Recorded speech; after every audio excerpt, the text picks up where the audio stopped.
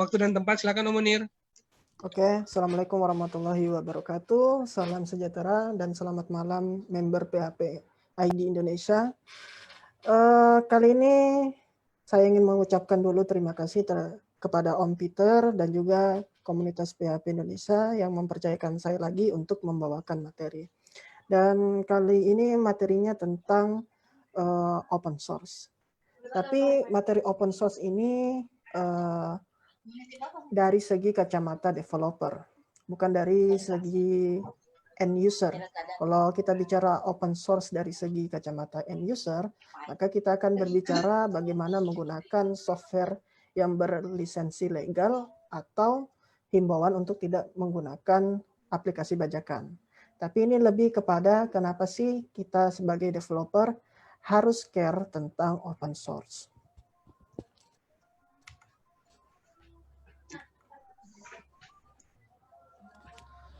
Oke, sebelum masuk ke materi, perkenalkan dulu. Sebelumnya, nama saya adalah Muhammad Munir. Saat ini saya bekerja sebagai IT programmer di PT Infomedia Nusantara. Jadi PT Infomedia ini adalah perusahaan penyedia jasa profesional tenaga IT untuk instansi-instansi tertentu. Dan kebetulan saya dapat tugas untuk berkantor di salah satu provider telekomunikasi di Indonesia. Untuk nama providernya mungkin nggak usah sebut ya, pokoknya yang ada telkomnya dan ada selnya gitu. Jadi untuk tugas sehari-hari saya bekerja adalah menghandle request apabila ada user atau klien butuh software atau aplikasi. Tugas saya adalah merancang sistem aplikasinya, modding tentu saja, maintenance aplikasi yang sudah jadi, ya standar lah seperti programmer-programmer lainnya. Nah, berhubungan dengan tema kita malam ini soal open source, di kantor saya sendiri banyak sekali menggunakan teknologi atau tools open source. Seperti untuk virtualisasi server misalnya, kita pakai OpenStack. Untuk content delivery, tempat penampungan file image dan dokumen, kita pakai OnCloud. Untuk summary laporan, kita pakai Grafana. Untuk manajemen API, kita pakai Gravity. Untuk backend, dihandle oleh berbagai macam framework. Kita pernah pakai CodeIgniter, Laravel, dan juga Node Express. Sedangkan untuk front-end-nya, kita kebanyakan memakai framework Vue.js. Nah, dari banyaknya kerjaan saya menggunakan produk-produk open source tadi, akhirnya saya meriset tuh soal topik open source ini. Dan hasil risetnya akan saya bagi kepada teman-teman melalui materi yang akan saya sampaikan saat ini. Dan mengapa pentingnya open source bagi developer. Oke, mari kita buka sesi ini dengan sebuah istilah, yaitu reinventing the wheel. Saya yakin teman-teman barangkali pernah ya mendengar soal istilah ini. Reinventing the wheel ini kalau kita bahasa Indonesia kan secara kasar artinya adalah menemukan lagi sebuah roda atau ban. Nah, maksudnya seperti apa? Untuk lebih memahami konteksnya, mari saya ajak teman-teman untuk berimajinasi. Anggaplah kita adalah seorang pengrajin. Terus kita punya sebuah kebun, terus kita tanami sebuah pohon jati misalnya. Kemudian kita tebang pohon itu dan kita olah jadi kayu. Dan dengan skill kita, dengan keterampilan kita, kita olah kayu tadi itu menjadi sebuah roda. Roda kayu yang bentuknya sama dengan roda delman atau kereta kuda. Terus kita bawa roda yang sudah jadi tadi ke toko ban terdekat. Dan kita bilang ke yang punya toko ban tersebut, kalau kita mau jual roda kayu tadi. Nah, kira-kira apa reaksi dari pemilik toko itu? Kemungkinan besar sih ada dua. Kalau dia tidak marah, dia pasti tertawa. Karena kita dianggap gila. Karena kok bisa ada orang di zaman modern ini bawa roda kayu ke toko ban, terus minta untuk dijualkan. Mana ada mobil atau motor yang cocok dengan roda kayu kan? Nah, roda kayu tadi itu teknologi yang ketinggalan zaman sekali. Nah, jadi dari ilustrasi singkat itu bisa kita pahami bahwa yang saya maksud sebagai reinventing the wheel ini adalah sebuah proses yang dimana kita menemukan sesuatu yang sudah lama di pasaran, entah itu sebuah metode atau produk, tapi dengan kualitas basic atau dasar banget yang jauh di bawah standar yang ada.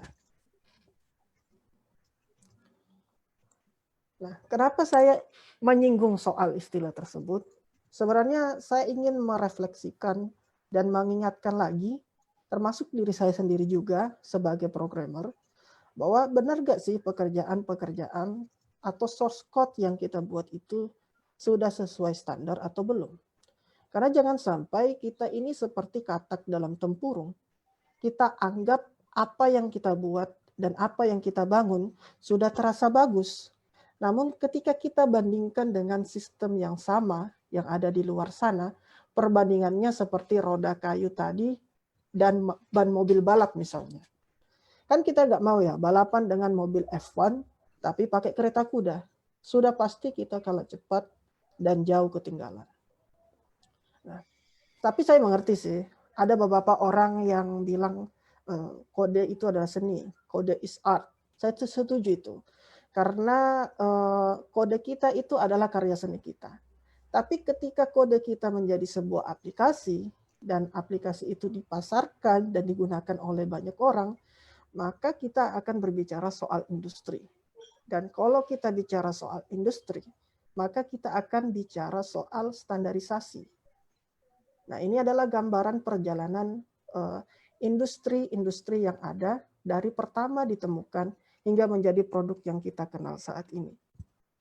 Kita lihat di sini ada perjalanan industri otomotif dari sejak Henry Ford mematenkan mobil pertamanya di sekitar tahun 1800-an, berevolusi menjadi mobil yang seperti kita kenal sekarang, bahkan sekarang sudah di tahap autonomous car atau self. Munir, presentasinya salah tampil kali.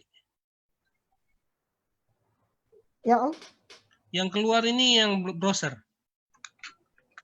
Oh.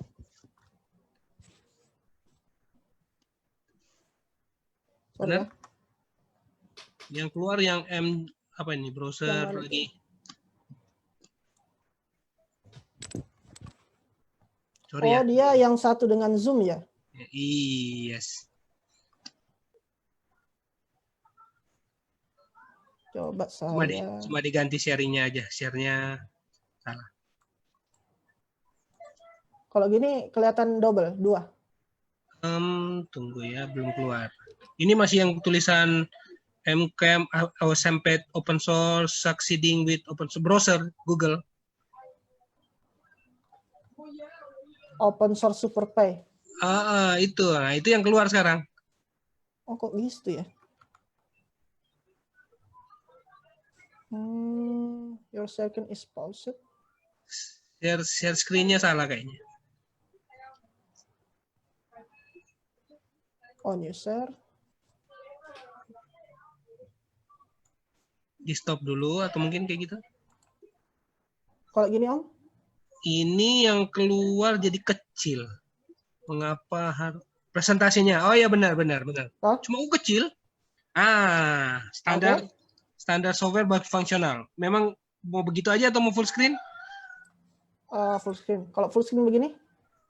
Yes, perfect. Lu sampai mana tadi kita? Oke. Udah sampai sini sih. Ya. Okay. Soalnya sekarang sudah ada autonomous car ya, self-driving car dari Google. Oke. Silakan lanjut. Oke. Begitu juga kita lihat di industri bola lampu misalnya, industri rumah tangga maksud saya, seperti bola lampu. Dari lampu pertama yang dipatenkan oleh Thomas Alva Edison, yang terkenal itu, sampai ke lampu yang sekarang ada lampu sensor yang tidak perlu jari manusia untuk tekan saklar, otomatis hidup dan mati sendiri berdasarkan sensor gerak. Nah, kita lihat perkembangan industri tersebut makin berkembang dan makin menemukan standarisasinya sendiri. pertanyaannya sekarang, bagaimana dengan industri software sendiri? Industri yang kita tekuni dan kita cari makan di sana. Bagaimana soal evolusinya? Walaupun kita tahu dari dua industri tadi, software memang usianya lebih muda. Walaupun ada teori mengatakan software sudah ditemukan di pertengahan 1800-an, tapi tentunya realnya kita menghitung perjalanan industri software dari era komputer pertama ditemukan, yaitu di era 1900-an.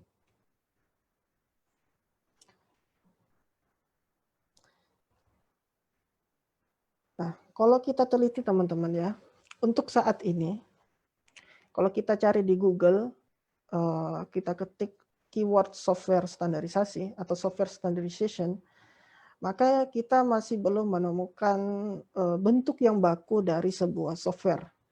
Masih belum ada standar yang jelas. Tapi itu bukan berarti tidak ada standar atau kualifikasi. Setidaknya dari yang saya riset, ada 5 model klasifikasi software yang sekarang ada di pasaran saat ini. Model pertama itu adalah software kita berbentuk boilerplate. Jadi boilerplate ini semacam starter kit yang kita gunakan untuk membuat project software. Misalnya kita punya klien si A, terus kita dapat project nih, kita disuruh untuk buat toko online. Terus kita kerja, kita rancang dan kita selesaikan. Kemudian apabila kita ada klien baru lagi, anggaplah si B, minta juga dibuatkan aplikasi yang sejenis, yaitu toko online juga, maka kita tidak perlu lagi membuat dari awal, tapi bisa memakai atau mengadopsi hasil pekerjaan dari klien si A sebelumnya. Tapi tentunya harus disesuaikan dengan requirement-nya si B. Jadi project kita itu reusable, bisa digunakan terus-menerus ke project selanjutnya. Kemudian model selanjutnya adalah standar library, di mana kita membuat dan merumuskan sebuah fungsi yang kira-kira dipakai dalam banyak proyek aplikasi. Nah, bedanya dengan boilerplate tadi, library tidak hanya fokus pada satu bidang proyek saja, melainkan bisa diterapkan di bidang proyek lain. Kalau kita bikin boilerplate untuk toko online misalnya, ya kita tidak bisa menggunakan boilerplate toko online untuk membuat aplikasi perpustakaan misalnya, nggak cocok kan? Tapi kalau dengan library kita bisa memakainya di banyak project. Nah, saya beri contoh, misalnya kita butuh pengolahan objek dan array, biasanya kita pakai library Lodash. Terus kalau kita butuh pengolahan data bertipe date, kita bisa pakai Moment misalnya, dan sebagainya. Nah, model selanjutnya adalah framework. Untuk hal ini pasti teman-teman banyak sudah yang tahu ya.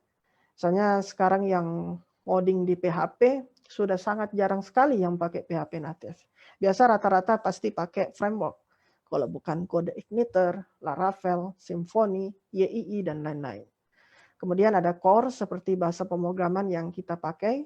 Terakhir ada standar produk dan ekosistem. Kenapa saya gabung antara produk dan ekosistem? Kita ambil contoh misalnya Google.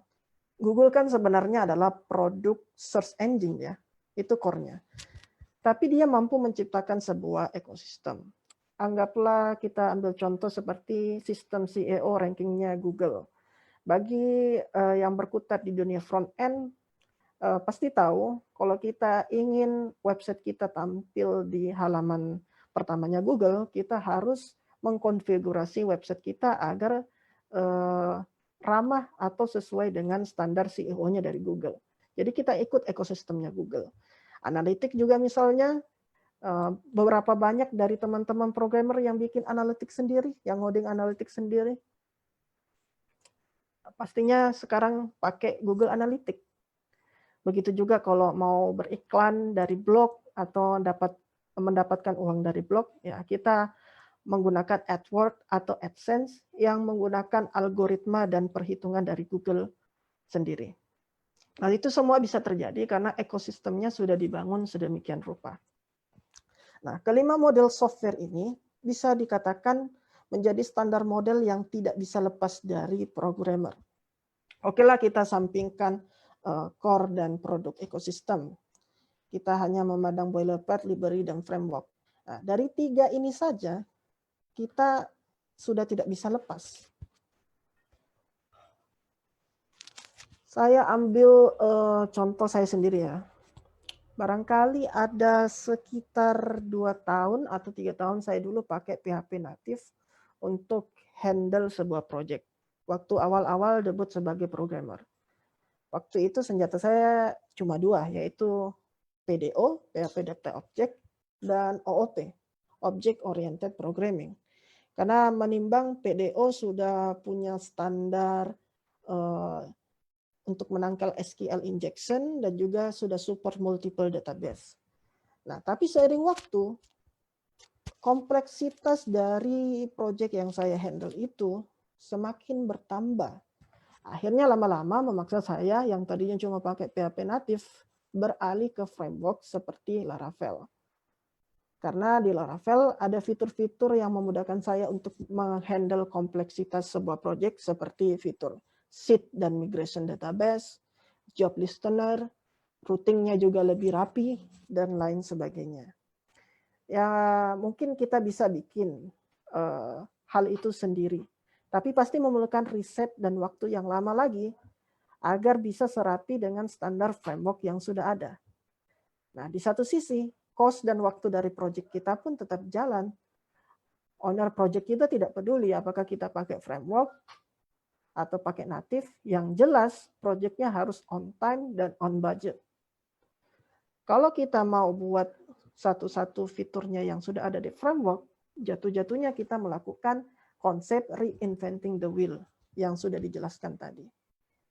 Dan bisa membuat timeline project kita bengkak.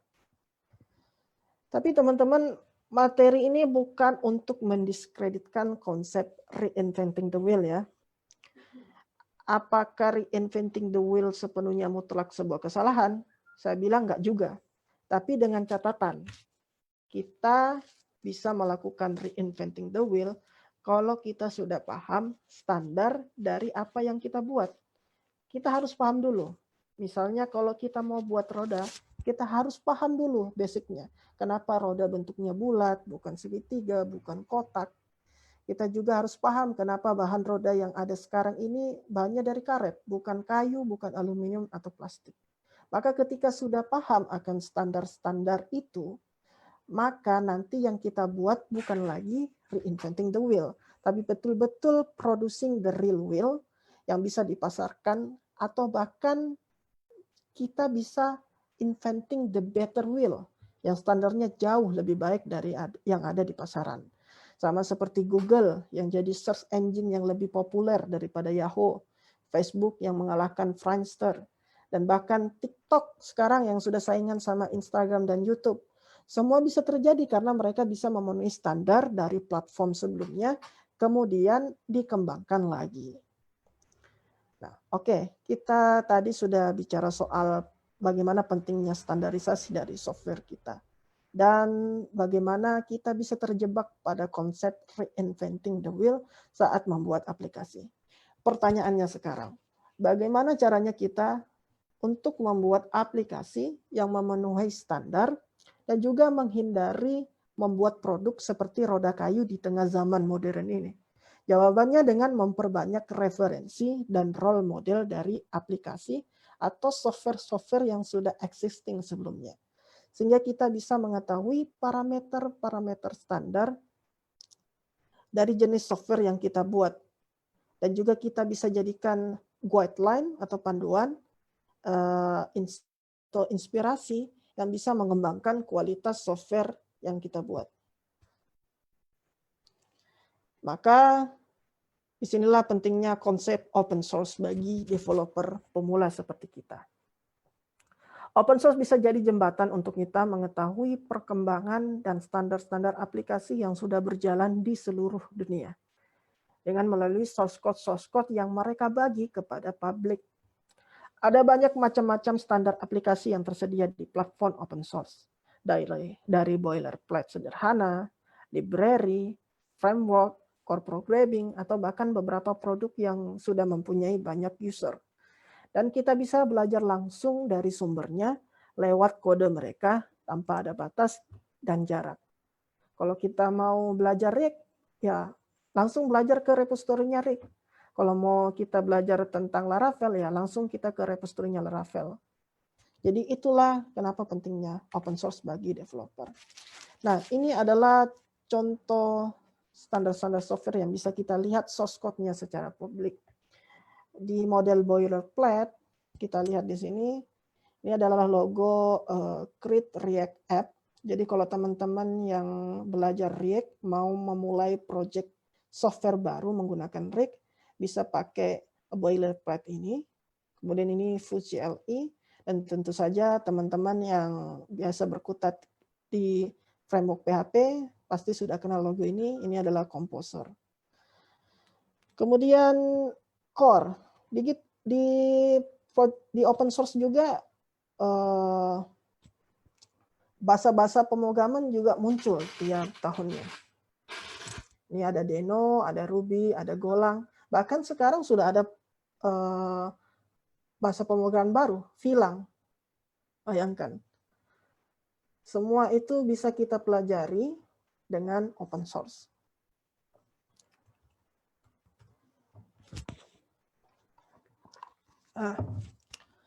Kemudian di sini ada bagian produk. Nah, enaknya open source ini, misalnya kita mau membuat sebuah software dengan scope tertentu, kita dapat mudah mencari aplikasi sejenis sebagai pembanding aplikasi kita. Misal kalau kita mau bangun situs e-commerce, misal kalau kita ingin bangun situs e-commerce, role modelnya pasti bisa kita lihat dari struktur project-nya Magento. Kalau kita mau buat web blog, ya bisa kita lihat WordPress yang jadi CMS terpopuler dan paling banyak digunakan di seluruh dunia. Terus ada Moodle kalau kita ingin buat learning management system. Bahkan kalau kita ingin buat aplikasi CRM, customer relationship management, kita bisa lihat Odoo. Semua source code-nya bisa kita lihat di open source secara gratis. Nah, misalnya juga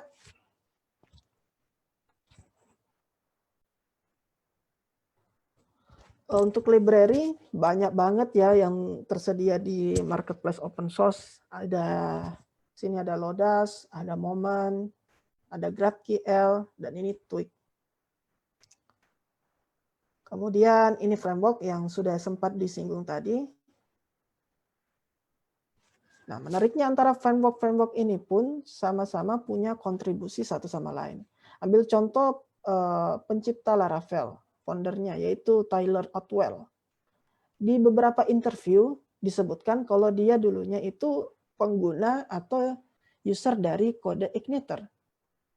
Tapi karena merasa kode Igniter itu banyak kekurangan dan dia merasa tidak puas, jadi si Tyler Otwell ini memutuskan untuk buat framework sendiri dengan mengadopsi kelebihan-kelebihan yang dia dapat dari kode Igniter.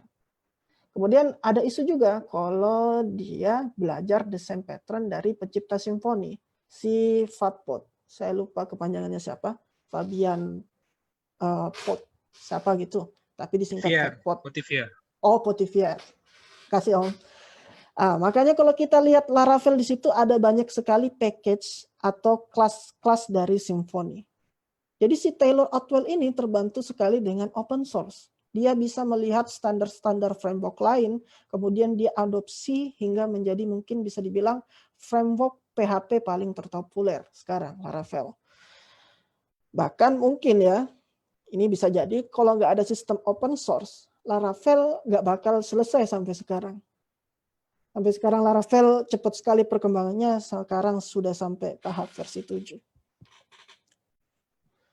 Nah, selanjutnya kita akan mengenal platform-platform mana saja yang bisa kita gunakan untuk developer open source. Mungkin saya escape dulu, karena nanti akan saya demokan. Oke. Pertama, tentunya sebuah project open source memerlukan medium atau tempat source code project-nya yang disimpan dan kita kenal sebagai repository. Nah, repository ini disimpan dalam sebuah sistem version control atau Git, yang dimana beberapa Git provider sudah kita kenal seperti GitHub, GitLab, dan Bitbucket. Tapi yang paling umum dan sangat populer tentunya pasti GitHub, karena banyak sekali proyek open source lahir dan berkembang di GitHub dan membentuk komunitas-komunitas yang besar di beberapa negara.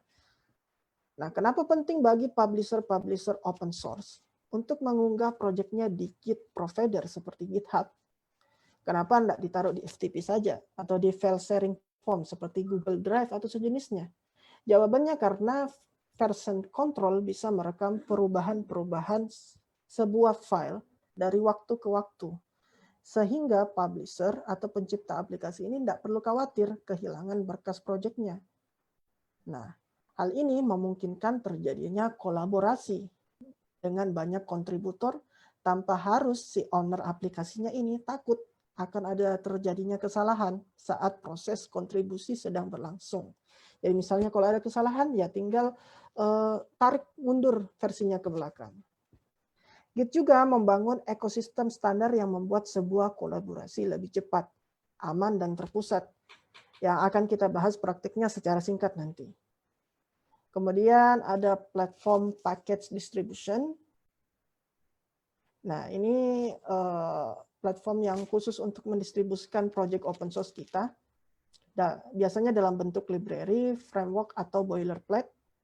Dan biasanya tergantung dari bahasa pemrograman yang kita pilih. Misalnya kalau kita buat library di JavaScript, kita bisa pilih paket distribution npm yang asalnya dari npm.js.com, kemudian juga PHP. Kalau kita ingin buat library dari PHP, kita pakai Package Manager Composer, dan repositorinya diambil dari pkgis.org, dan juga ini logo dari Python Package Index atau disingkat PYPI.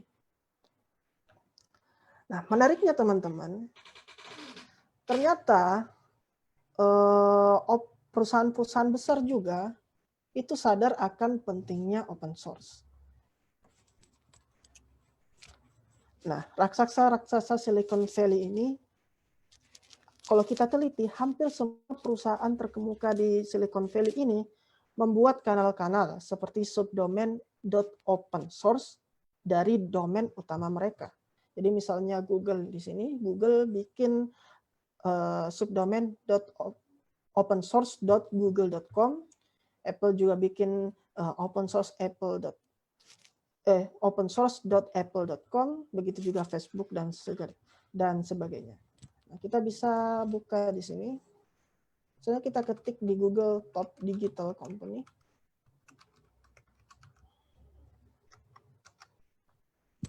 Kita bisa buka website Forbes ini untuk melihat daftar-daftar list company terkemuka, khususnya di bidang digital.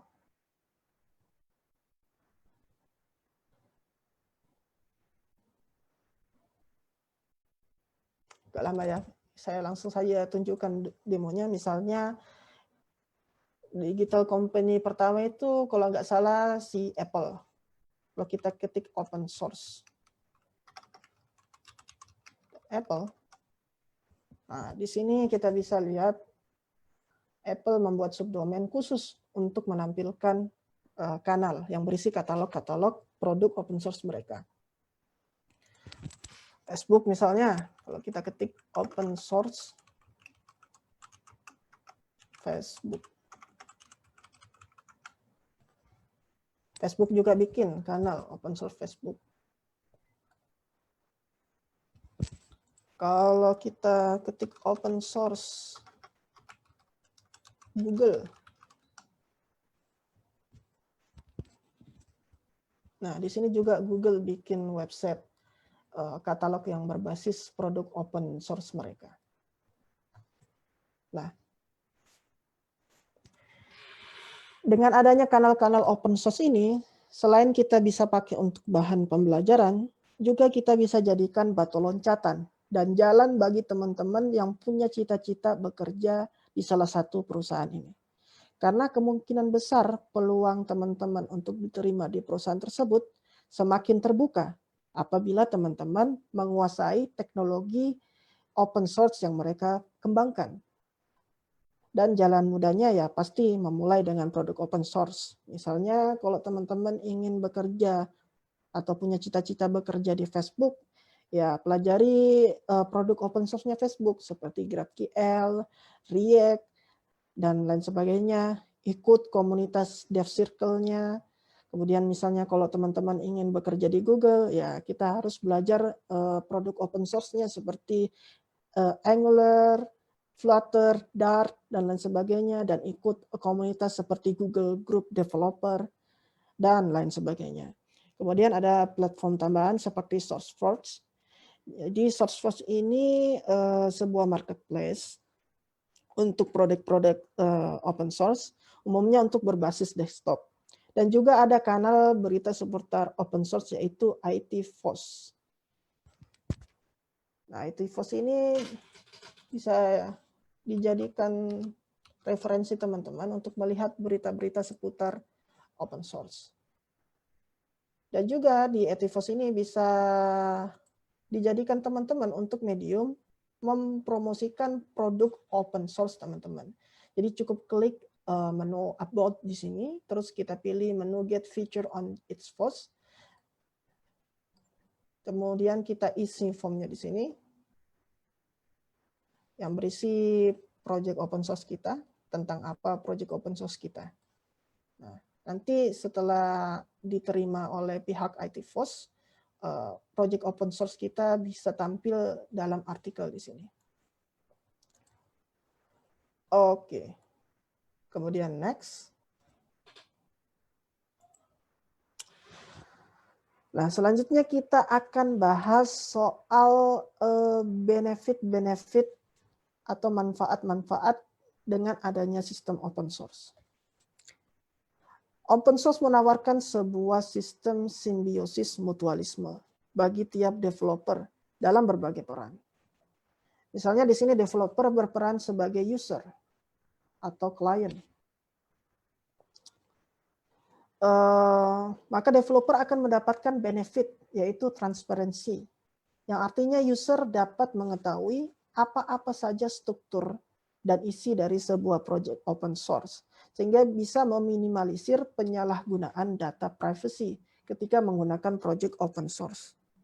Misal kita menggunakan sebuah library open source, maka kita bisa tahu bagaimana alur proses logiknya, fungsi-fungsi yang jalan di mana saja, dengan hanya melihat source code-nya. Sehingga kita bisa mengontrol data-data apa saja yang kita request, kemana tujuannya, dan kapan terjadi. Nah, transparansi di open source juga ini memungkinkan user untuk melihat vulnerability atau celah-celah keamanan yang mungkin terjadi ketika menggunakan sebuah project open source melalui isu-isu yang muncul atau dilaporkan di repository project terkait. Kemudian fitur update, ya sangat mudah bagi user untuk melihat perkembangan update dari project open source ya, dengan melihat versi-versi yang dirilis. Misalnya di sini kalau kita ketik GitHub Laravel, terus kita pergi ke repository-nya. Nah, di sini kita bisa lihat ada menu khusus release di sini. Nah, di sini dengan jelas akan tampil menu-menu rilis versi dari Laravel. Dan jelas ini versi kapan terakhir dipublikasi dan ini nomor serinya versi berapa.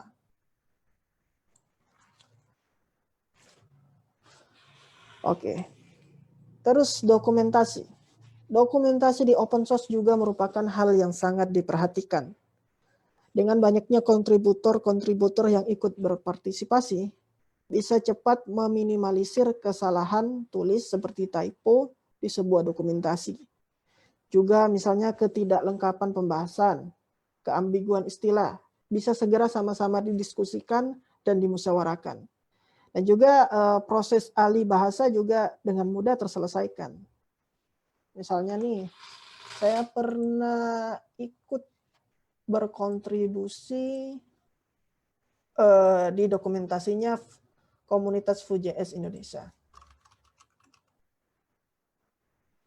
Nah, di sini. Jadi teman-teman komunitas Vue.js Indonesia itu punya goal untuk membuat dokumentasi dalam bahasa Indonesia. Dan itu ketika proyeknya dilempar di sosial media itu banyak sekali yang bantu, banyak sekali kontributornya, hingga dalam waktu beberapa hari itu dokumentasinya sudah selesai. Nah, itu mengapa dokumentasi dalam open source itu sangat sekali diperhatikan. Kemudian free marketplace. Open source membuat user menjadi lebih bebas memilih mana proyek terbaik bagi dirinya. Karena dengan adanya open source memudahkan para publisher untuk mengadopsi teknologi satu sama lain. Sehingga user bisa mendapatkan banyak alternatif untuk dipilih. Misalnya kita bicara soal OS. Ya, kalau kita bicara notebook non-Mac misalnya ya, OS pilihan utama ya pasti Windows. Linux dan kawan-kawan itu lebih ke arah server. Memang ada pengguna Linux, tapi kalau kita bicara static list pasti banyak Windows. Itu terjadi kenapa? Karena sistem operasi Windows sendiri itu closed source. Nah, bandingkan dengan Linux, Linux kan dia open source. Jadi kita lihat banyak sekali variasi alternatif distro yang bisa kita pilih karena karena OS-nya open source. Kemudian di sini ada community. Dengan adanya komunitas yang terbentuk dalam sistem open source, maka kita akan memudahkan user untuk saling bertukar pendapat, membahas topik, dan saling berinteraksi satu sama lain. Sehingga misalnya kita sebagai user mengalami kendala, banyak rekan sesama user yang bisa membantu kita. Nah, kemudian ini manfaat sebagai publisher atau pembuat aplikasi. Pertama pasti kita mendapatkan manfaat feedback dari beragam isu yang dilaporkan dari user kita. Sehingga kita bisa dengan cepat mengambil keputusan yang bisa mengembangkan aplikasi kita. Juga publisher dengan mudah mengajak developer-developer lain untuk berkolaborasi dan berkontribusi dengan open source. Nah, open source sendiri juga menjadi sarana promosi efektif bagi publisher. Dan terakhir, open source juga bisa menjadi portofolio yang sangat baik bagi publisher. Nah, ambil contoh, saya nggak jauh-jauh deh. Saya ambil contoh diri saya sendiri. Saya beberapa tahun kemarin cukup banyak menghandle project. Cuman masalahnya, ketika saya ingin menunjukkan project saya ke requester misalnya, saya mengalami kesulitan karena kebanyakan proyek saya itu proyek sekali lepas. Dalam artian ya sekali dibikin terus dilepas, nggak ada maintenance dan lain sebagainya. Jadi biasanya banyak proyek saya itu yang domainnya habis, nggak bisa diperpanjang dan otomatis nggak bisa dilihat oleh orang lain. Kemudian misalnya juga banyak kasus proyek saya itu bersifat admin dashboard. Jadi kalau mau masuk melihat pekerjaan saya, ya harus saya kasih username atau passwordnya. Yang secara etika kan itu nggak mungkin ya. Kita sudah berkomitmen pada klien kita, masa kita kasih username atau passwordnya ke admin dashboard. Dan juga waktu itu saya tidak sempat juga membuat project-project untuk showcase.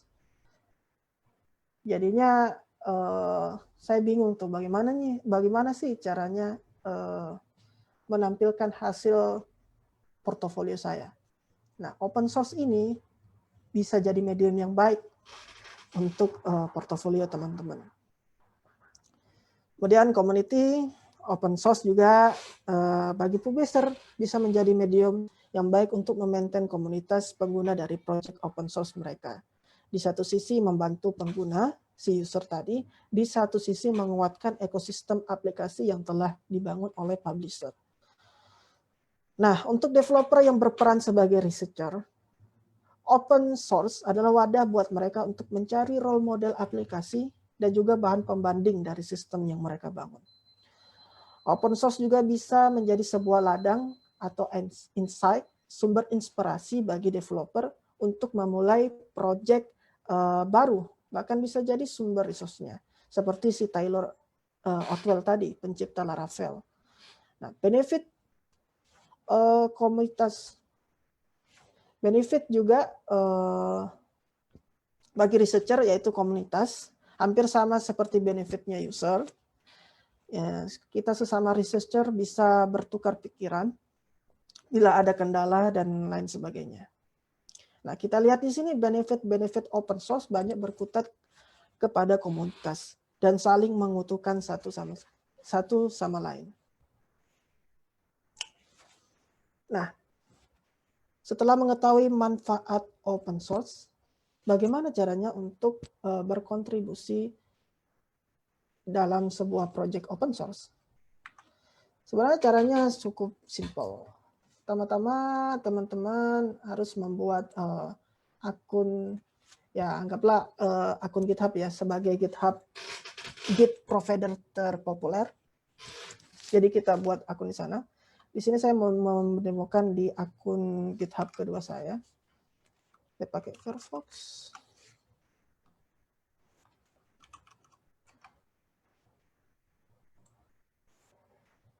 Nah, seperti ini. Saya ambil contoh mungkin repositorinya PHP ID Indonesia. Coba saya cari PHP ID online. Jadi bagi teman-teman yang belum tahu, PHP ID Online Learning ini sudah ada repositorinya ya. Jadi memungkinkan teman-teman untuk berkolaborasi di sini. Nah, misalnya saya ingin berkontribusi di project ini.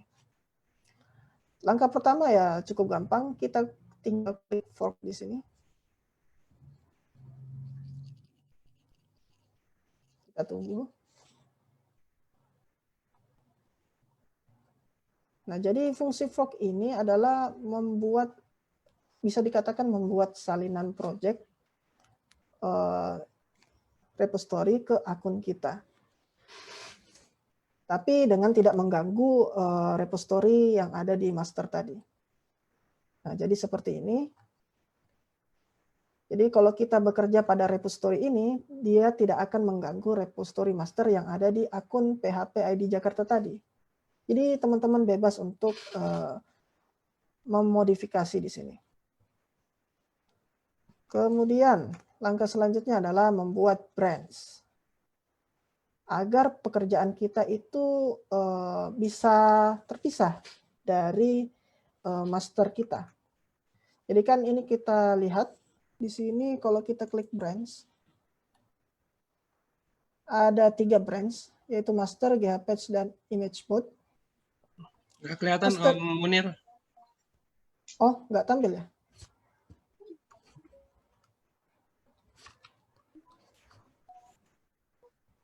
Tampil?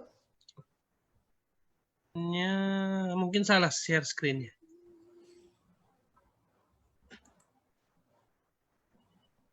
Tampil? Belum. Ini sekarang yang tampil ini yang contribute in open source project. Oh, anunya. Agak susah juga ya di Mac ini. Sharing-sharingnya. Stop dulu, mungkin di stop dulu baru dibuka, di share ulang yang mau dibuka. Kan bisa dipilih kan? Stop. Nah, share screen dan pilih nanti. Oh, news. Coba ya.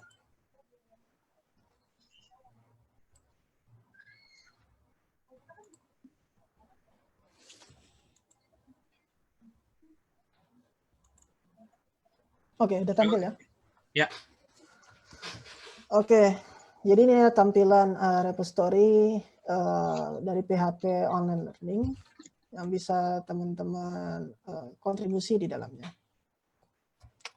Tadi kita sudah fork, jadi aslinya ini kita bisa lihat ini, sudah tulisan fork from PHP ID Jakarta. Jadi project repository ini kita fork dari akun PHP ID Jakarta. Misalnya kita memodifikasi file-file atau halaman di sini itu tidak akan mengganggu repository yang ada di akun PHP ID Jakarta. Jadi teman-teman kalau ingin berkontribusi di project open source, pastikan teman-teman klik fork dulu sebelum berkontribusi. Kalau new share, oke. Kemudian kita buat branch. Jadi branch ini fungsinya untuk memisahkan. Walaupun kita tadi sudah nge-fork isi repository-nya, tapi ada baiknya teman-teman membuat branch baru. Agar nanti misalnya kita pull master dari akun kita, itu akan sinkron dengan master yang ada di project owner. Yaitu dalam kasus ini PHP ID Jakarta. Nah, ketika sudah sinkron, kita bisa memerge atau menggabungkan hasil pekerjaan kita di branch yang kita sudah buat tadi, branch baru yang sudah kita buat tadi. Terus setelah kita sudah selesai bekerja, kita push ke branch yang sudah kita buat tadi, terus kita compare dengan master branch. Compare di sini kita bandingkan apakah pekerjaan kita ada konfliknya atau tidak. Kalau ada, kita perbaiki dulu, terus kita ulangi langkah ketiga ini. Kemudian setelah itu, setelah selesai dan tidak ada konflik, maka kita akan buat pull request. Setelah buat pull request, karena project open source itu ada ownernya, maka kita lihat dulu, ini pekerjaan kita sudah direvisi atau belum. Sudah direvisi dan selain sebagainya, maka tugasnya si owner untuk memerge hasil kontribusi kita ke repository utama pemilik owner itu tersebut. Dan setelah langkah-langkah ini, step ini selesai, maka selamat teman-teman sudah berkontribusi dalam project open source. Oke. Kemudian bagaimana kalau teman-teman ingin buat project open source sendiri? Caranya cukup gampang, langkah-langkahnya. Pasti tadi seperti yang saya bilang, kita buat akun dulu di Git provider favorit kita. Di sini kita pilih GitHub karena yang paling populer. Kemudian seperti biasa kita tulis dulu kodenya. Kemudian kita inisiasi Git. Terus kita push hasil kode kita. Dan kita buat public, terus kita buat lisensinya, kemudian kita buat file.gitignore-nya, dan kita buat create file readme-nya. Dan juga sudah itu kita share. Nah, di sini langsung kita demokan.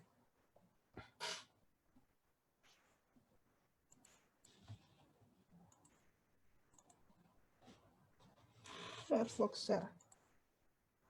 Oke, agak ribet juga ya.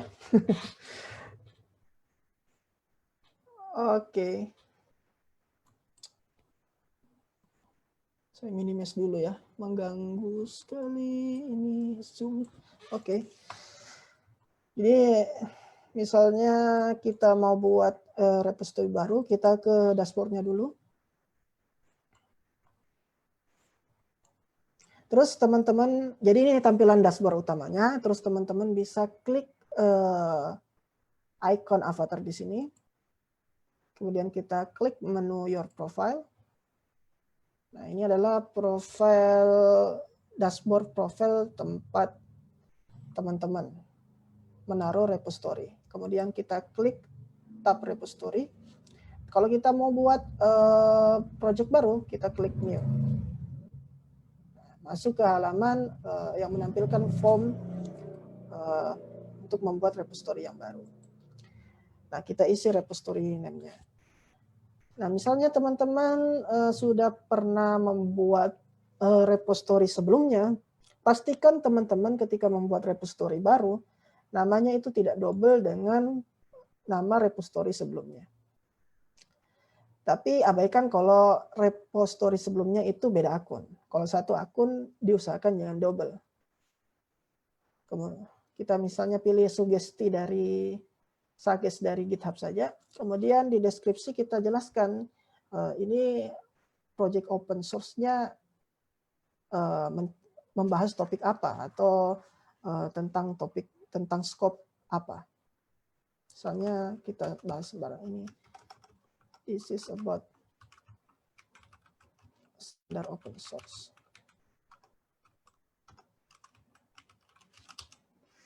Terus kita set statusnya apakah public atau private. Public kalau teman-teman ingin buat source code-nya bisa dilihat oleh banyak orang, oleh orang lain. Kemudian kita bisa pilih private. Kalau misalnya teman-teman ingin kode saya nggak mau dilihat orang lain dulu.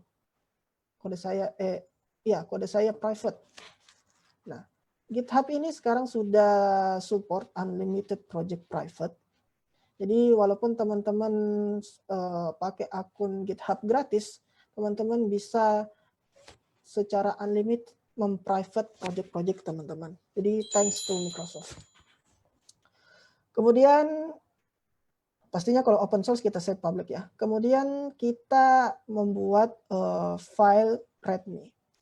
Jadi teman-teman, file README ini semacam manual guide singkat yang berisi konfigurasi awal tentang bagaimana menggunakan repository kita. Misalnya kita membuat project open source menggunakan Laravel. Ya, kita isi di README ini README ini dengan langkah-langkah awal seperti Composer install dan lain sebagainya. Bagaimana langkah-langkah memulai project kita. Kita centang di sini. Kemudian di sini ada add file.gitignore. Sorry ya, saya minum dulu ya. Agak seret soalnya.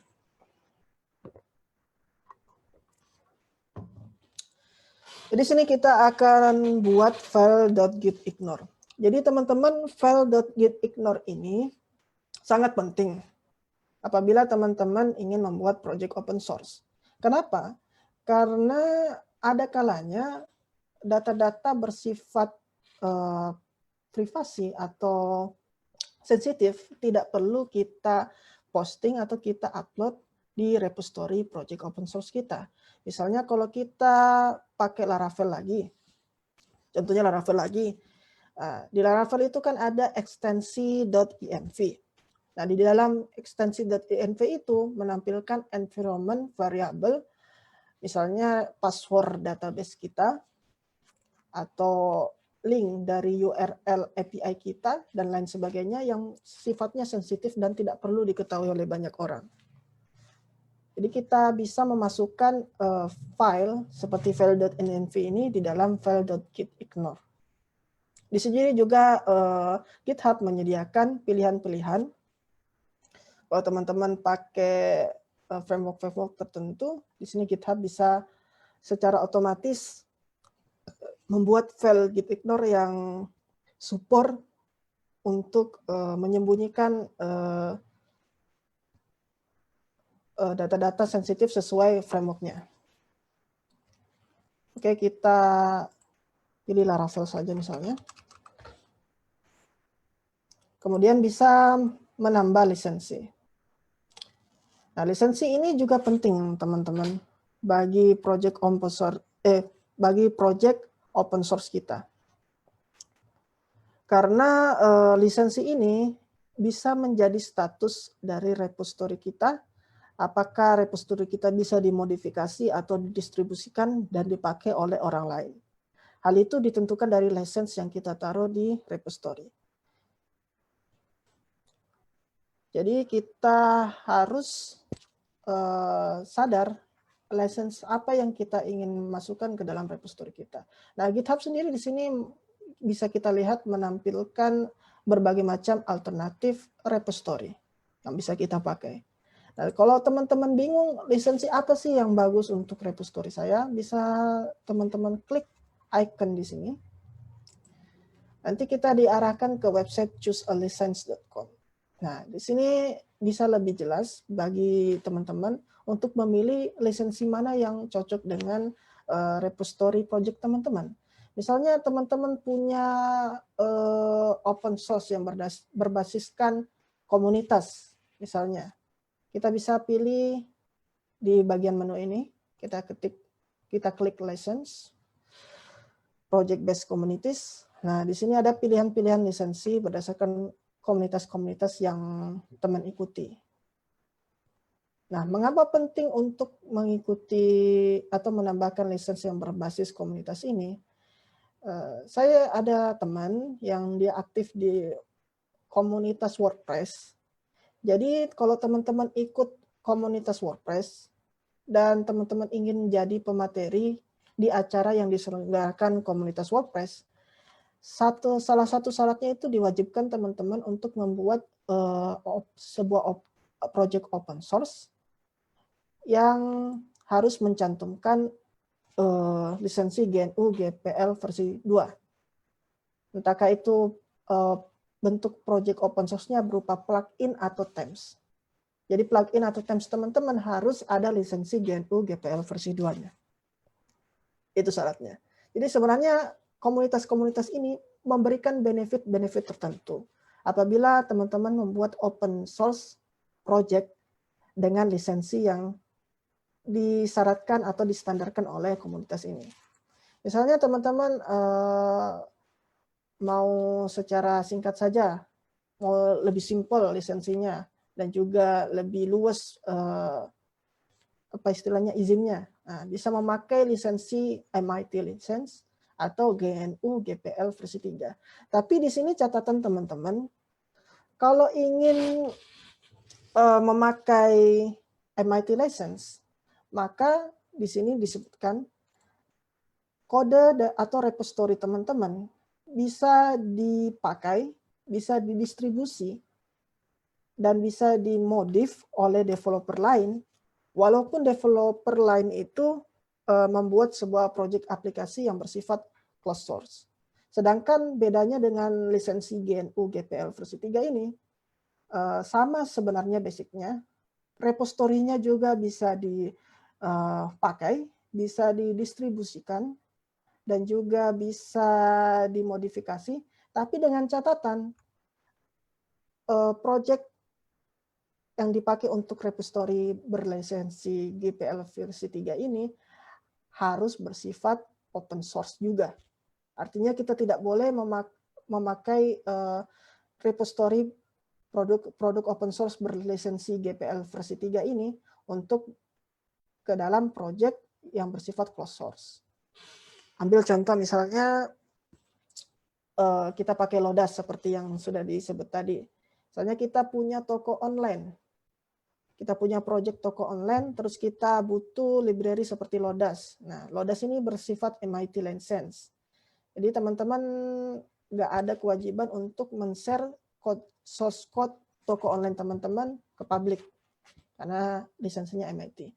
Beda lagi kalau teman-teman memakai library yang berlisensi GNU GPL versi 3. Teman-teman secara etika harus men-share atau mempublikkan source code toko online teman-teman apabila menggunakan lisensi GNU GPL versi 3. Jadi lisensi sangat penting sekali kalau teman-teman ingin menggunakan atau membuat sebuah open source. Jadi kita sudah tahu license apa yang kita mau pakai, kita pakai MIT license saja, terus kita create repository.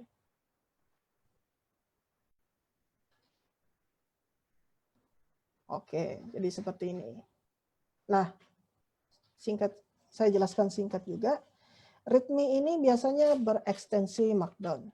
Teman-teman yang belum tahu apa itu Markdown, Markdown itu adalah bahasa markup seperti HTML, bahasa markup. Jadi bukan bahasa pemrograman, cuma markup saja. Nah, tapi dia memiliki sintaks tersendiri. Untuk melihat sintaksnya, teman-teman bisa ketik di Google Markdown cheat sheet. Terus kita klik di website markdownguide.org/cheat sheet. Nah, di sini akan menampilkan sintaks-sintaks dari Markdown tersebut.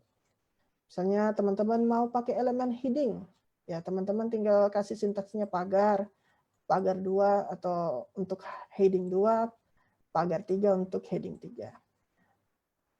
Misalnya kita mau mempertebal teks ya, kita bisa pakai sintaks bintang 2 misalnya. Untuk yang style italic bisa pakai bintang 1. Nah, kalau teman-teman bingung bagaimana preview dari sintaks sebuah Markdown, teman-teman bisa ke website stackedit.io, terus klik Start Writing. Nah, di sini kita bisa ngetes langsung sintaks-sintaks Markdown kita. Nanti previewnya akan tampil di sini. Kita tes ya. Misalnya kita mau mempertebal teks, ini tes teks tebal.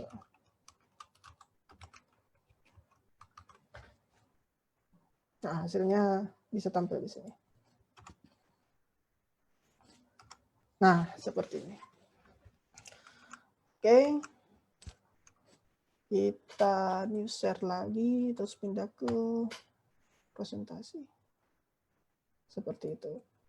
Nah, kemudian tahap selanjutnya. Kita sudah belajar bagaimana caranya membuat project open source. Kemudian selanjutnya bagaimana cara kita mengupgrade agar kualitas project open source kita menjadi semakin baik. Pertama, kita tentu harus memaintenance project kita. Kita harus buat komitmen untuk commit dan push project kita secara berkala. Kemudian kita harus tanggap dan responsif akan isu-isu yang berkembang dari user project open source kita. Apabila ditemukan bug atau kendala-kendala lain di project kita, kita harus responsif. Kemudian ini tidak kalah penting yaitu membangun sistem CI/CD. Bagi teman-teman yang belum tahu apa itu CI/CD, CI/CD adalah kepanjangan dari Continuous Integrity dan Continuous Delivery. CI/CD ini bisa kita anggap misalnya kita punya produk open source. Nah, produk open source itu goalnya punya fitur dari A sampai Z. Tapi untuk tahap awal misalnya kita kerjakan fiturnya dari A sampai C dulu misalnya. Terus kita share projectnya ke public. Nah, misalnya ada developer lain yang mau berkontribusi ngoding untuk buat fitur D. Nah, terlebih dahulu kita pastikan, kita cek dulu apakah fitur D ini sudah sesuai standar dengan fitur A sampai fitur C yang sudah kita buat tadi. Juga kita cek ada errornya enggak, ada backdoor-nya enggak, atau ada yang lainnya. Karena jangan sampai kita terima kontribusi fitur D ini dan membuat seluruh aplikasi jadi error. Nah, kita bisa saja secara manual cek kontribusi yang datang satu persatu.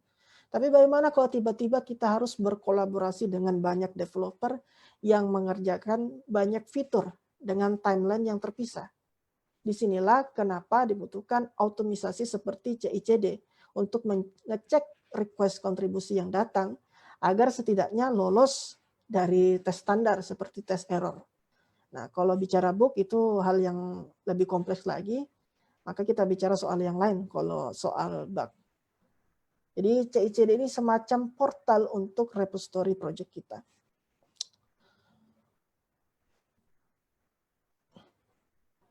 Kemudian kita buat project open source kita itu gampang dicari. Ini penting juga. Karena kita ketahui ya teman-teman, jumlah library yang ada di GitHub itu bertebaran banyak sekali. Mungkin jumlahnya ada jutaan. Jadi di sini penting bagaimana caranya teman-teman untuk bisa membangun sebuah kata kunci atau keyword yang gampang dicari oleh calon pengguna produk kita. Makanya untuk memahami insight dan traffic dari project open source kita itu sangat penting. Sini saya beri contoh. Misalnya di sini saya punya project kemarin saya buat TPS checker. Jadi waktu pemilu kemarin ada web dari pemerintah itu kalau teman-teman ingat lindungi pemilu lindungi pokoknya semacam itu ya. Jadi intinya web tersebut intinya melakukan cek terhadap nick teman-teman, nick KTP teman-teman, dan dari nick KTP teman-teman itu bisa didapatkan nomor TPS teman-teman. Jadi kita kasih masuk nick, terus nanti akan muncul TPS tempat kita memilih berdasarkan nick kita tersebut. Nah, saya bikin versi mirroringnya. Nah, di sini cukup banyak yang star ya, ada 14 dan ada yang Fox sampai 9 orang. Nah, di sini ada menu insight. Terus kita klik traffic. Nanti kita bisa cek.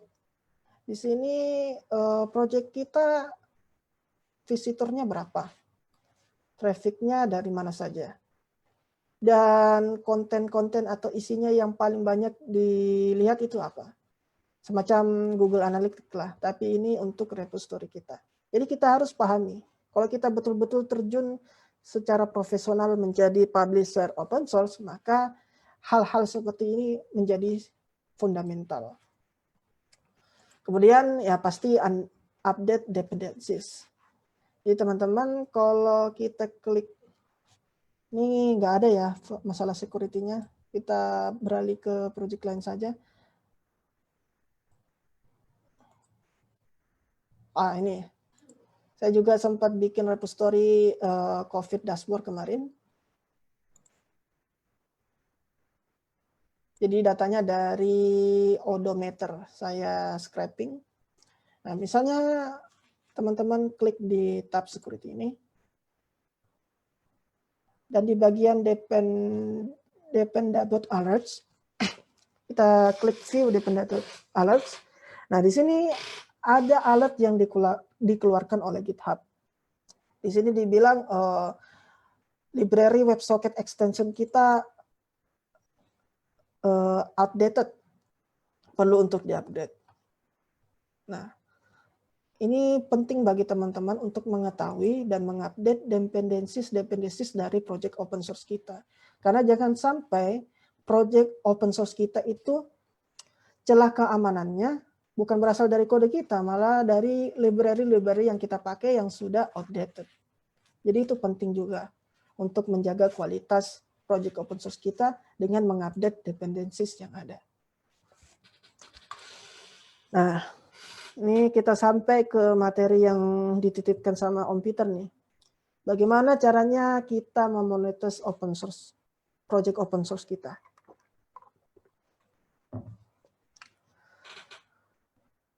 Atau cara kasarnya bagaimana sih caranya dapat duit atau penghasilan dari project open source? Ya, saya mengerti teman-teman, logika tanpa logistik itu juga susah jalan ya teman-teman. Tapi sebelumnya saya mengatakan bahwa ini banyak sekali mispersepsi. Bahwa orang awam menganggap bahwa FOSS, singkatan dari Free Open Source Software, itu bermakna, free-nya itu bermakna aplikasi gratisan. Padahal free yang dimaksud di sini adalah bebas, bukan gratis. Jadi artinya teman-teman, walaupun bekerja membuat produk atau project open source, tetap bisa mendapat penghasilan dari sana. Nah, bagaimana dapat penghasilannya? Pertama, kita bisa dapat penghasilan dari contribution fee. Saya lebih suka memakai kata contribution fee di sini dibanding donasi, karena bagi saya pribadi, uang pemberian yang kita berikan untuk developer-developer yang sudah banyak meluangkan waktu untuk membuat dan memelihara aplikasi yang sehari-harinya membantu pekerjaan kita, itu adalah bentuk sebuah tanda terima kasih kita. Sedangkan kalau donasi kesannya kita memberikan karena perasaan iba dan kasihan. Padahal nggak seperti itu kan. Kita berterima kasih kepada publisher tersebut, makanya kita beri dana. Makanya saya lebih suka memakai istilah contribution fee. Nah, di contribution fee ini ada beberapa channel-channel contribution fee yang sudah banyak sekali alternatifnya dan pilihan-pilihannya yang bisa teman-teman gunakan. Misalnya GitHub sponsor. Nah, kalau kita cari akun GitHub orang-orang terkenal, kita ambil contoh ya, pembuat Laravel lagi, si Tyler Otwell. Kita klik GitHub-nya. Nah, teman-teman bisa lihat di sini ini adalah profil dashboard-nya Tyler Otwell. Di sini ada badge atau tombol lah, tombol GitHub sponsor. Kalau kita klik ini, Maka di sini akan menampilkan halaman sponsor dari akun Taylor Otwell. Di sini ada tier atau istilah tingkatan-tingkatan contribution fee, sebanyak kontribusi fee apa yang mau kita bayarkan kepada Taylor Otwell. Ada $4 per month, ada $9 per month, 19 sampai yang paling tinggi ada $99 per month.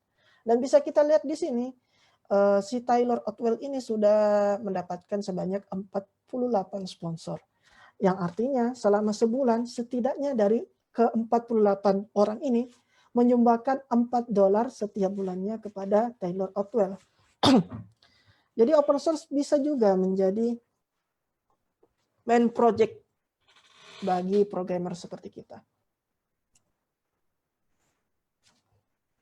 Oke, terus ini Patreon. Pasti teman-teman sudah banyak mendengar soal Patreon. Patreon ini sangat terkenal sekali teman-teman bagi pelaku industri kreatif, bukan hanya developer open source. Misalnya komikus juga sering memakai Patreon untuk mendapatkan contribution fee. Saya mau kasih tunjukkan Patreon-nya.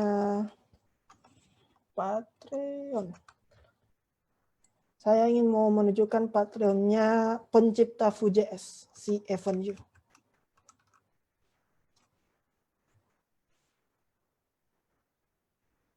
Nah, ini Patreon-nya si Evan You, pencipta Vue.js. Nah, kita bisa lihat di sini, si Evan You ini sudah mendapatkan $16.433 per bulan. Ini kalau kita rupiahkan mungkin sekitar 200-an ya. Coba kita lihat.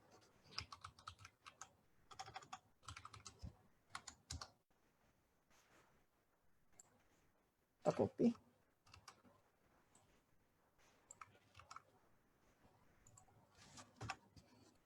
Wah, sekitar 233.622.209 rupiah. Bayangkan, si Evan You tadi itu digaji sebanyak 230 juta lebih per bulan. Itu gajinya mengalahkan anggota DPR. Ya. Nah, tapi teman-teman si Evan You ini tidak hanya cuma satu channel saja di Patreon. Kalau kita ke GitHub juga, Evan You, di sini juga dia pasang channel sponsor di sini. Dan kalau kita lihat tier-tiernya, ngeri sekali. Ada yang paling murah $5, $10, $500, yang paling tinggi $2.000 per month. Sekitar 14 jutaan lah per bulan. Dan kita bisa lihat ini jumlah sponsornya bahkan lebih banyak dari si Taylor Otwell tadi. Sebanyak 112 sponsor tadi. Jadi betul-betul open source sudah menjadi ladang yang bagus untuk kita mendapat penghasilan. Ya, Buy Me a Coffee sama saja kayak Patreon. Kemudian ada Kickstarter dan Indiegogo. Nah, perbedaannya antara Kickstarter dan Indiegogo ini, kalau teman-teman buat project di Kickstarter atau Indiegogo, itu projectnya bisa belum jadi dulu. Jadi misalnya kita punya rencana untuk membuat aplikasi, tapi aplikasinya masih berbentuk prototype atau mock-up misalnya. Nah, kita bisa posting di Kickstarter untuk mendapatkan funding. Nah, itu bedanya dengan GitHub sponsor atau Patreon. Kalau Patreon sama GitHub sponsor, istilahnya kita dapatkan respect-nya dulu, kita berbuat dulu, baru kita bisa mendapatkan kontribusi fee dari channel-channel ini. Kalau Kickstarter, kita tidak perlu buat apa-apa dulu, cukup prototype, cukup mock-up, kita sudah bisa posting di Kickstarter. Dan kalau teman-teman bilang, wah, kayaknya ini belum level saya lah, saya belum punya rekening misalnya dolar atau lain sebagainya. Nah, ini sekarang sudah ada platform buatan Indonesia yaitu Karya Karsa.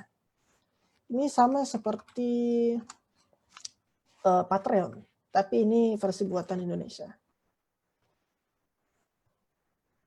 Di sini kategorinya ada banyak sekali, sama seperti Patreon. Di sini kalau kita klik developer, Nah, kita akan muncul-muncul developer-developer terbaik Indonesia ini. Ini Mas Riza Fahmi, si foundernya Hiktiv 8. Ini ada Mas Sony Lazuardi Hermawan, punggawanya juga Facebook Developer Circle. Ada Mas Nusendra Hengrawan, punggawanya Fuji.s Indonesia juga. Jadi teman-teman nggak usah khawatir. Sekarang sudah ada platformnya tersedia di Indonesia lewat si Karya Karsa ini. Nah, itu tadi cara monetize dari sisi contribution fee yang mengandalkan kontribusi dana dari pengguna aplikasi kita. Lalu pertanyaannya sekarang, bagaimana kalau kita ingin memonetasi project open source kita sebagai sebuah bisnis? Apakah bisnis aplikasi berbasis open source adalah hal yang bagus? Jawabnya sangat bagus sekali. Teman-teman bisa memainkan banyak role model bisnis dalam project open source. Misalnya, pertama, kita bisa buat versi premium dari project open source kita. Contoh paling gampang ya, misalnya kita pergi ke websitenya admin LTE. Nah, sekarang siapa sih yang nggak kenal admin LTE? Ini admin template admin sejuta umat ya yang kita pakai sehari-hari dalam project kita. Di sini kita lihat admin LTE kan gratis ya. Tapi di sini kalau kita lihat ada premium template-nya. Dan ini macam-macam harganya. Dan juga pastinya versinya lebih bagus dengan desain yang lebih menarik, dengan bantuan atau support yang lebih menarik. Kemudian ya technical support. Jadi softwarenya digratiskan, terus yang dijual adalah layanan supportnya. Ini banyak sekali contoh modelnya seperti Red Hat misalnya, OS-nya gratis tapi layanannya berbayar, technical support-nya berbayar. Sama juga seperti WordPress, CMS-nya kalau kita pakai ya gratis. Tapi kalau teman-teman butuh support misalnya ya harus bayar juga. Kemudian membership. Membership ini banyak sekali versinya. Salah satunya apa ya? Macam-macam lah. Saya lupa ini, sorry ya, kita skip ya. Ada PaaS dan IaaS. PaaS ini singkatan dari platform as service dan juga infrastruktur as service. Contohnya ya WordPress lagi. WordPress kan CMS-nya gratis, bisa di-download oleh teman-teman dan dipakai dan di-hosting ke server manapun secara gratis. Tapi WordPress juga menyediakan hosting yang bisa teman-teman sewa.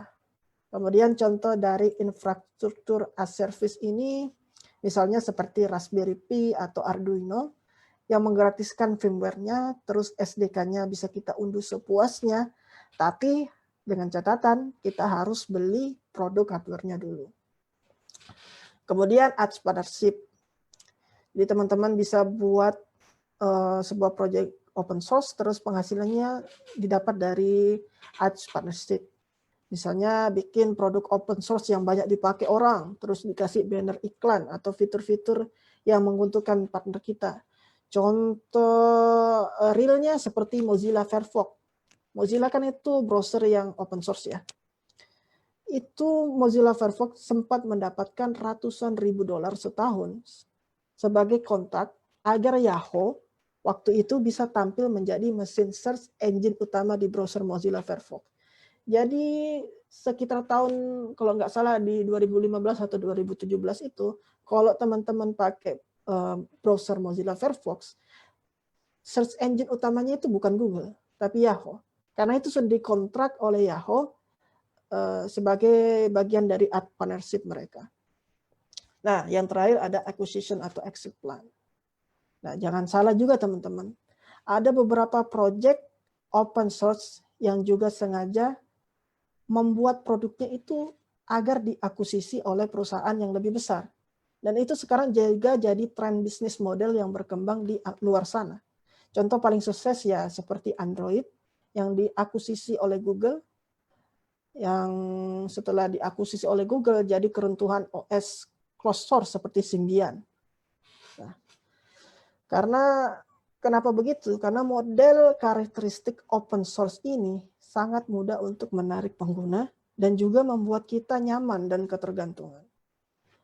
Ambil contoh Microsoft lah sekarang. Kenapa coba Microsoft sekarang lagi getol-getolnya untuk mengakuisisi platform-platform open source. Seperti dia mengakuisisi GitHub, membuat text editor gratis seperti VS Code ini, dan membangun komunitas seperti TypeScript dan sebagainya. Ya, karena produk-produk itu membuat kita nyaman dan membuat kita ketergantungan. Kalau Microsoft bisa membuat sebuah model business plan yang baik, maka kita developer ini pasti akan menggunakan produk-produk dari Microsoft itu. Pasti kena kita kalau Microsoft bikin project business model plan. Nah, ini adalah slide bonus, teman-teman. Ini saya mau memperkenalkan, walaupun mereka sudah terkenal semua ya. Ini adalah sukses story orang-orang Indonesia yang berkecimpung di dunia open source. Di sini ada Mas Arya Hidayat. Beliau ini sudah kayak superhero-nya bagi developer JS di Indonesia. Salah satu kontribusi open source beliau yang sangat terkenal yaitu Phantom.js. Jadi Phantom.js itu adalah bisa dikatakan apa istilahnya ya,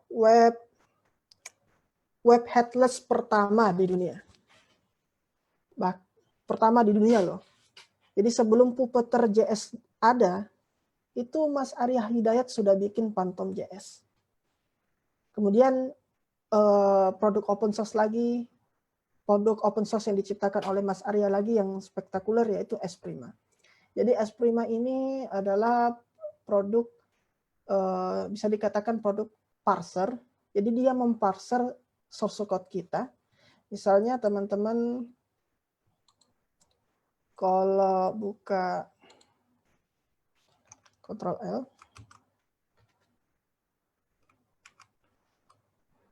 misalnya kita save ya di sini index.js. Nah, misalnya seperti ini teman-teman. Kalau kita Screen-nya ketik, screen. oh sorry.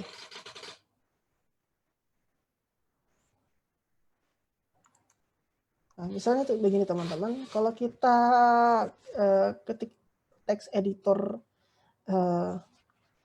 di VS Code ini misalnya ya, kita ketik kode seperti biasa. Misalnya kita inisiasi variabel di JavaScript, misalnya const variabel sama dengan testing. Nah seperti ini. Kita bisa kita lihat di sini ada color syntax dari VS Code. Nah, untuk membuat tools ini, si VS Code harus memparsing satu persatu dari source code yang kita ketik. Dan salah satu tools untuk memparsing itu, kita bisa menggunakan Esprima yang dibuat oleh Mas Arya tadi. Jadi kalau kita lihat, lebih jelasnya kita lihat ya, Esprima. Nah, ini bentuknya.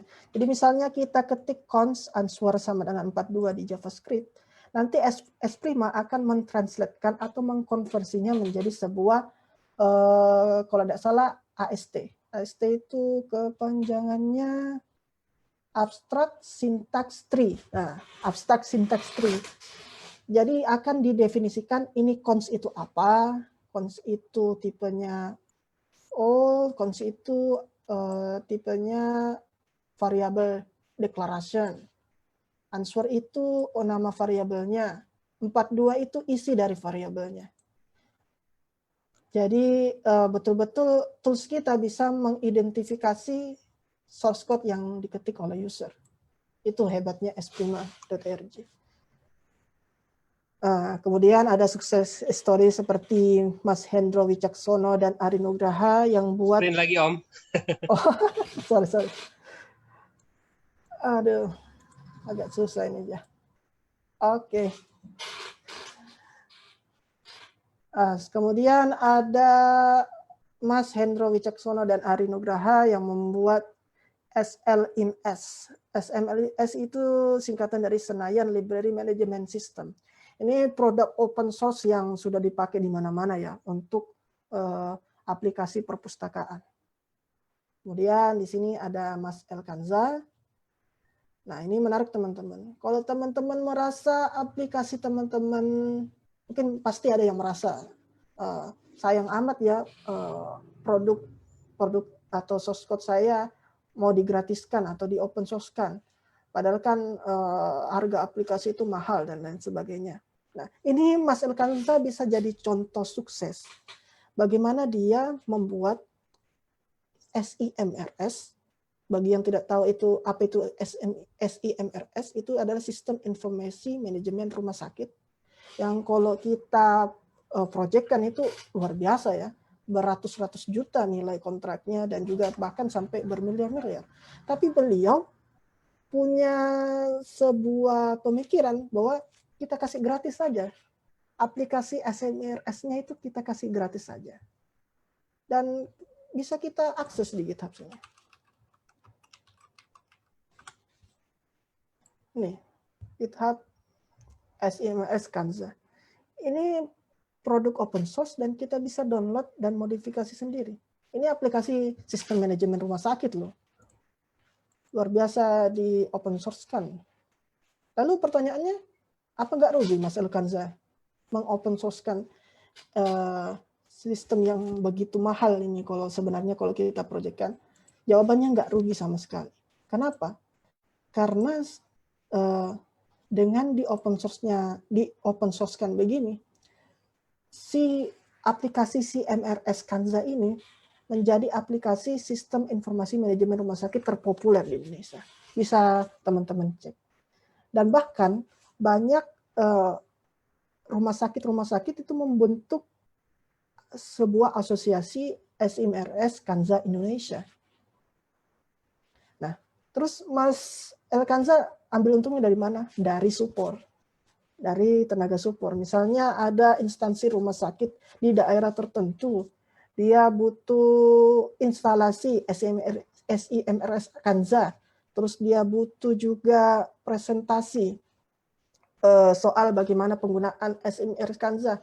Nah, itu bisa kontak Mas Elkanza, nanti timnya akan turun ke sana, tapi dengan catatan tentu ada bayarannya. Kemudian terakhir, Om Stephen Andrian yang menciptakan framework Auto System. Ya, teman-teman bisa lihat videonya di PHP Online Learning sebelumnya, bagaimana Om Stephen struggle dalam dan memperjuangkan bagaimana caranya dia membuat framework buatan Indonesia. Bisa dilihat di PHP Online Learning yang versi sebelumnya. Nah, terakhir, ini sebuah quotes, ini quotes bercanda aja. Misalnya teman-teman punya project yang nggak cair-cair invoice-nya ya, solusinya open source-in aja. Seperti itu. Oke, jadi itu saja mungkin Om materi yang saya bawakan hari ini. Saya lemparkan ke Om Peter. Terima kasih. Oh, luar biasa topiknya. Memang topik yang bagian terakhir ini yang paling ditunggu-tunggu ini sebenarnya. Logika tambah logistik. Wah, lumayan. Dapat quote baru nih saya. Sampai waktunya 1,5 jam langsung dihajar. Nggak apa-apa. Jadi memang kita sudah nggak akan dari sisi tanya jawab. Karena menurut saya semua yang sudah disampaikan ini sudah cukup clear. Jadi ya sangat clear lah. Buat saya ini mungkin topik terbaik yang sudah disampaikan selama PHP ID Online Learning.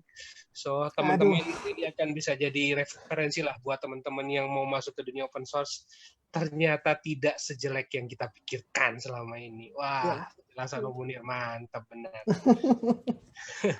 Makasih kesempatannya Om. Ini luar biasa. So, teman-teman semuanya, kita tidak akan buka sesi tanya jawab karena waktunya memang sudah selesai. Tapi saya yakin teman-teman dapat pencerahan banyak mengenai apa yang sudah disampaikan Om Munir hari ini. Misalnya ada pertanyaan bisa japri saja di Facebook atau jadi kontaknya kemana? Boleh ada link-linknya atau mungkin tinggal ke Facebook saya sih, facebook.com dicari /munir.ap sini. Ya. Lihat dulu fotonya biar nggak salah.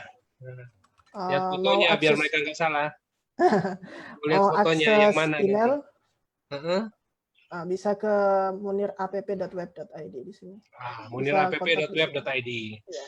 Jadi teman-teman yang mau kontak-kontak, mau diskusi juga mungkin ada hal yang ingin dibahas, ya silakan langsung directly ke Om Munir. Om Munir akan dengan senang hati akan menjawab semua pertanyaan. Oke teman-teman, so kita nggak akan buka sesi tanya jawab, tapi yang pasti saya yakin semua teman-teman setuju dengan saya bahwa hari ini kita sudah dapat topik yang luar biasa mencerahkan. So jangan takut untuk berbuat baik, jangan takut untuk sharing produk kita sebagai open source, karena selalu ada cara lah. Kalau cuma untuk sekedar logistik, pasti banyak cara.